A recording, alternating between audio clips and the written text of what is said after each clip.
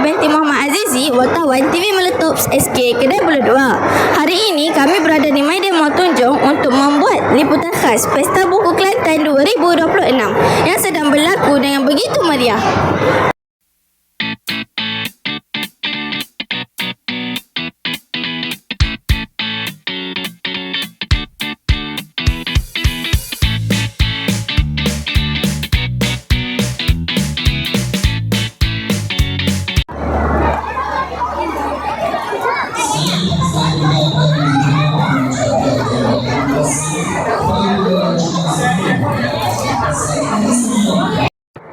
Seperti yang anda lihat, suasana di sini sangat meriah dengan kehadiran pengunjung dari pelbagai peringkat umur.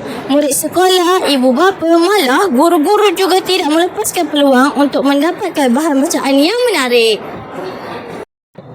Terdapat pelbagai jenis buku dijual di sini, antaranya buku cerita kanak-kanak, novel remaja, buku ilmiah dan buku aktiviti. Harga yang ditawarkan juga sangat berpatutan dengan pelbagai diskaun yang menarik.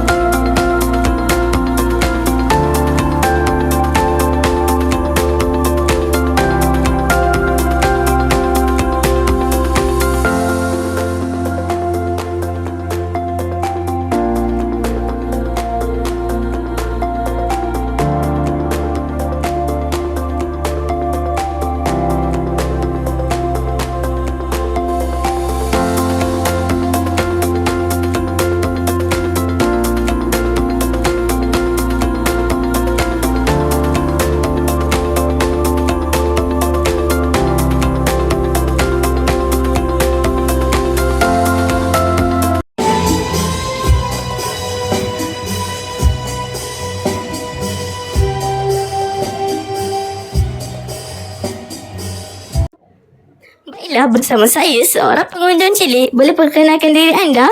Nama saya Fakira Rawisya binti Muhammad. Apakah buku yang kamu beli hari ini? Saya beli buku dan komik pendidikan. Menarik tu. Kenapa kamu suka datang ke pesta buku ini? Sebab di sana banyak buku-buku murah dan best.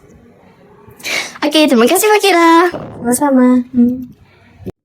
Jadi, kepada anda yang belum berkunjung, jangan lepaskan peluang untuk datang ke Pesta Buku Kelantan 2026 di Medan Mall Tunjung sebelum ia berakhir.